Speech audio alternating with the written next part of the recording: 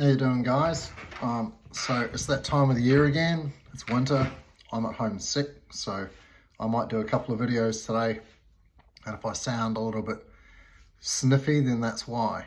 But I thought I'd talk a little bit about real-world self-defense and how Jiu Jitsu kind of fits into that.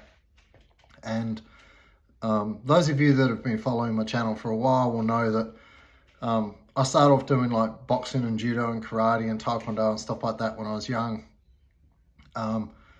And was pretty much, I'd consider myself a striker for like 20 years of my life. And then when I started doing security work, like bouncing, and it's not something I really sought out. I was working as a personal trainer in a gym. One of my personal training clients was studying to become a teacher, like a school teacher.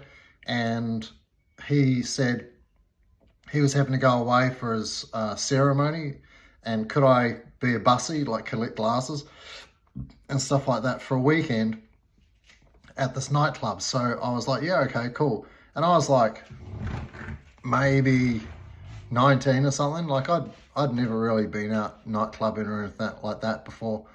And I'd heard of this nightclub. It was kind of big and famous in my town. And I thought that'd be really cool. So I went along, and then I was there for 10 years. So it was really funny. He literally, I don't know what happened to the guy. He just never came back. So we went and graduated from being a teacher, never called, never, nothing, just vanished. And I just stayed there. I just kept doing his shift each week. And then eventually the owner came up, and after like 6 months, the owner came up to me and said, you're Rob, right? I'm like, yeah. He goes, well, you've been here for a while. He goes, I guess this is your job. And I'm like, yeah, that's fine. So anyway, I was doing that. And then there was a fight one night. I got involved, and then the guys found out that I could fight and stuff like that. So they invited me to go onto the door. And I thought that's awesome, because like working in the club was horrible. You're always covered in alcohol and covered in you're washing glasses, you got steam in your face all night, you stink, you're covered in stuff, it's horrible. And you don't get paid much. The security guards got paid really, really well. They didn't get dirty. They could chat up girls all night. And I was like, sounds perfect. And so I started doing that. And so I was doing that from like 2021 through to, I started Jiu Jitsu when I was 27. So it was almost 10 years, I guess. Maybe a little bit less, but around there. But I started in 97 doing Jiu Jitsu. So until then, I was doing a lot of Thai boxing and kickboxing and boxing and stuff like that. Occasionally, I'd go do a bit of judo and stuff with some judo friends and things like that. But predominantly a striker. And I tell my guys all the time about my smashed up fingers. Like my fingers don't really close. I can't make fists. If I try and do like that shaka thing on this hand, it doesn't really work. and if you take photos of me, I always have to use my left hand, because your right hand's always your power one. So like this is just mangulated from punching people in the head with no gloves, because you don't wear gloves in the street. So every time you hit someone on the head, you're going to break your hand or fingers and stuff like that. So anyway, we used to have these buckets, because we used to wear like nice white shirts and little bow ties and things like that at this really fancy nightclub. And so we'd frequently get blood on them. So we had these buckets full of nappy sand and ice behind reception just for our shirts. So what would happen is, if you'd been in a fight and got all messed up, you'd put on a clean shirt, you'd put your old shirt or shirts, because there was usually multiple guys involved, all covered in blood and stuff. So we'd have the shirts and the buckets beside, and you'd sit at reception with your hands in the ice buckets, because your hands would swell up like crazy afterwards. And that was kind of the norm. Thursday, Friday, Saturday night, like you'd be punching on, like 5-6 times a night. And that was kind of the norm in that club. And then when I started doing Jiu Jitsu, everything changed. Like I wanted to be close to people. Because when you're a striker, anything inside a punching distance, you start getting very antsy about. But in a loud nightclub, you need to be able to get close to people to talk to them. So you don't have to yell in their face and seem aggressive. As a security guard, you're trying to approach them as delicately as possible and you're trying to like not be threatening because you just want to talk to the guy and explain what's going on. If he has to leave, you've probably already given him a few warnings, but you want the warnings to be nice, and then, and approachable. And then you go, hey man, like, come on, I've had a couple of words to you. You're going to have to go, I'll give you a couple of minutes to leave. If you don't leave, I'm going to have to get all the, you know what's going to happen, right? So you try and do it real nice. But it's difficult when you have to breach that barrier as a striker, because that's where you know that you're in danger, where they can hit you, headbutt you, elbow on you and stuff like that. And you need a little bit of space to operate as well. But once you start to learn standing grappling, you want to be really close. And so when you go through that personal barrier, like, your threat levels don't go up. Your threat levels are fine. Excuse me. And so you're not giving off the vibes that you're aggressive, that you're going to be threatening. And so the other person doesn't pick up any vibes. And so the whole thing can go a lot easier. And that way, like, literally, if I can touch somebody's elbow, like, I don't like reaching above their elbow because, like, they get a bit flinchy. But if you touch their elbow, it's kind of a nice way to make a contact with them. And you've got really good control of somebody's body just from their elbow. And you can feel anything going through their body. You can feel their intention. You can feel how tense they are, whether there's a state of readiness or not. And if they try and move, you feel it immediately, and you can respond and push their elbow in front of them, and they can't do much. So there's a lot to that. But it changed everything, and I don't think ever again at that club I sat with my hands in the ice buckets. Once I started learning Jiu Jitsu, immediately I started being able to trip people to the floor and get control of them, and put them in various holds and stuff like that, and then escort them out.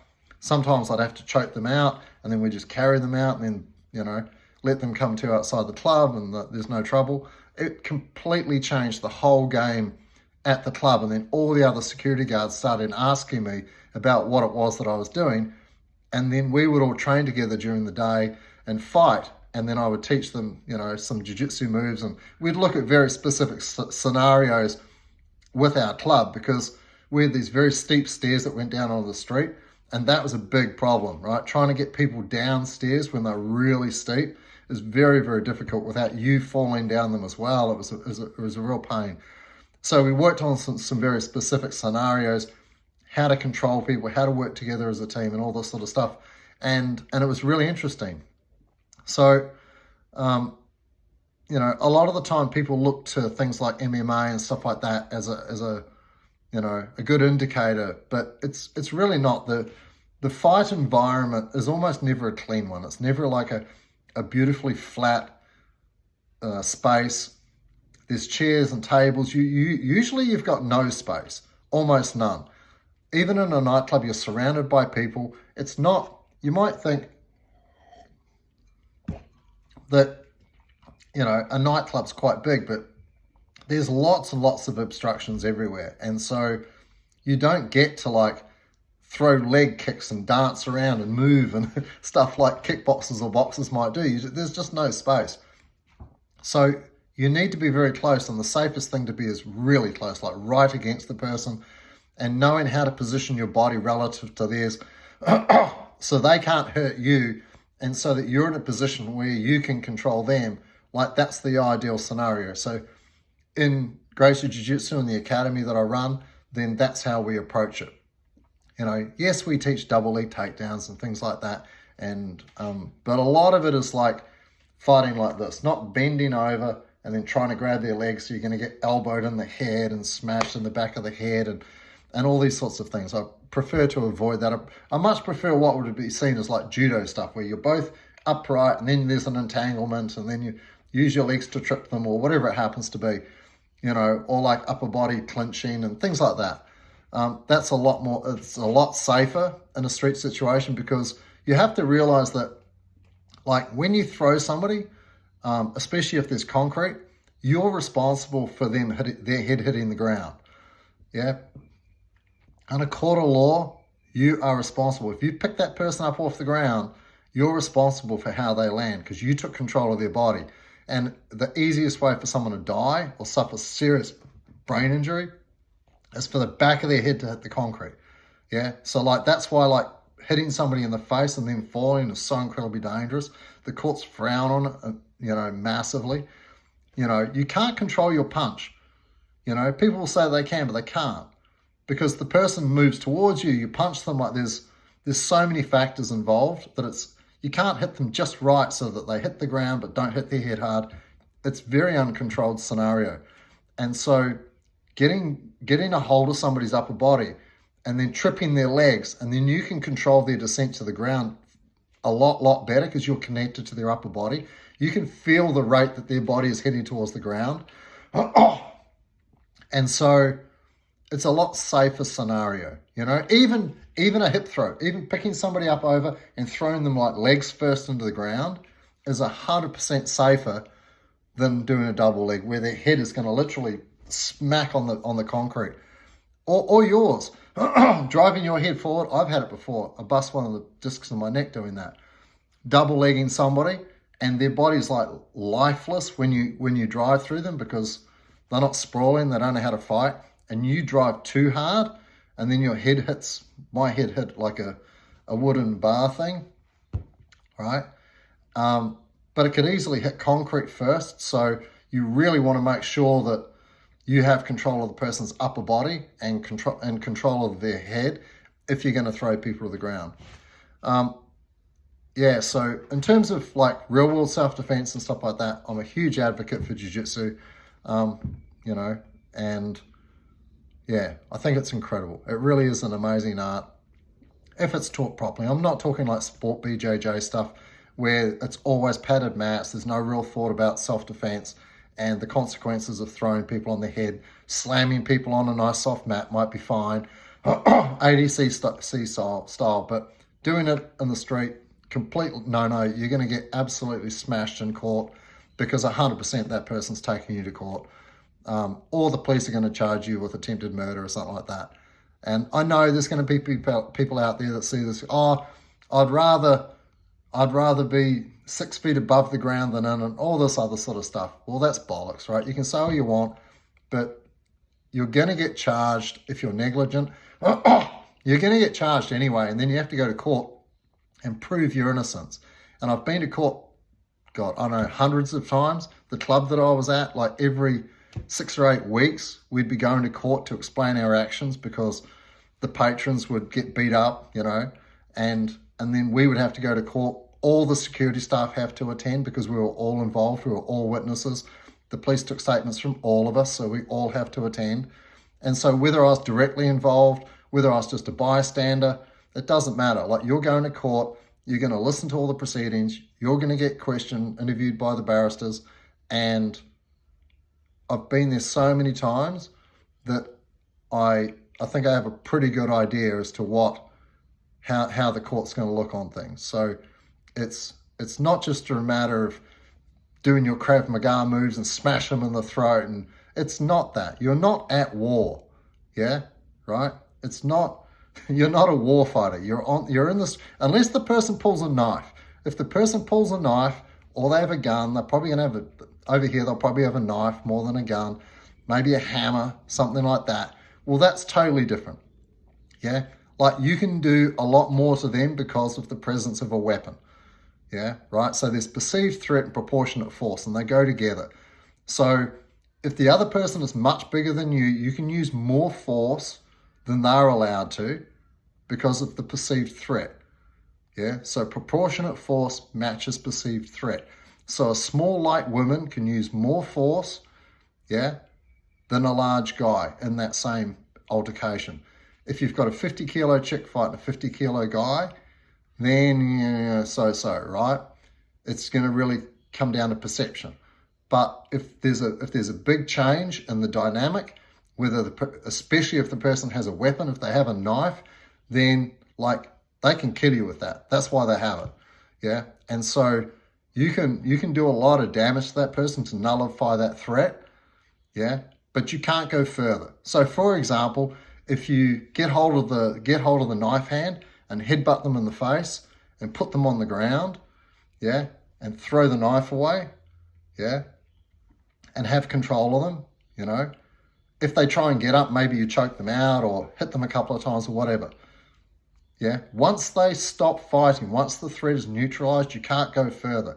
So you can't get control of the knife and then start stabbing them, right? You can't do that, right? Okay. And it's the same with if there's no weapon. If the person throws a punch at you and hits you and you decide to grab them and throw them to the ground, once the threat's been neutralized, you can't just keep amping it up. You can't just smash them into the ground. Like maybe hit them once, you know. For me, I'd usually put them in a gift wrap, you know, and just talk to them, you know. That's the great thing about jiu-jitsu is you don't have to hit them.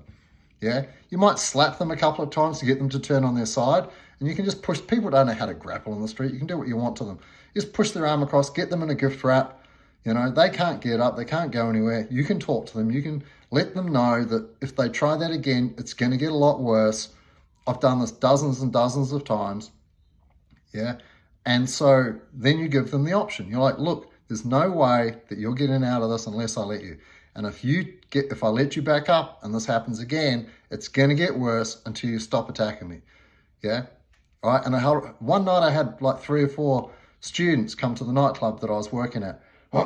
And this exact scenario played out right in front of them.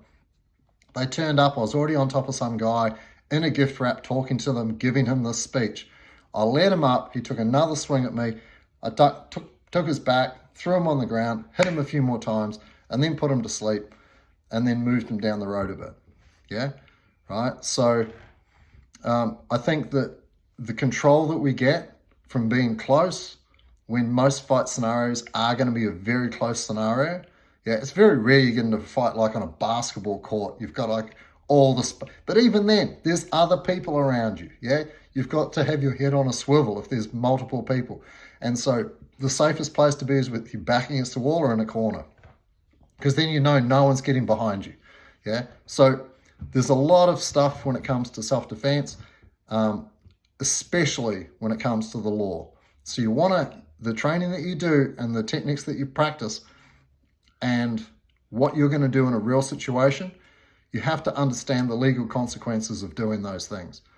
You know, it's very, very important. And I know from having spent 10 years working in violent nightclubs and going to court all the time about it, I know exactly where that line is, and I know exactly how beneficial the style of jiu-jitsu that I teach is when it comes to that kind of environment. Yeah, and to make sure that people are not smashing each other's heads on the concrete and stuff like that.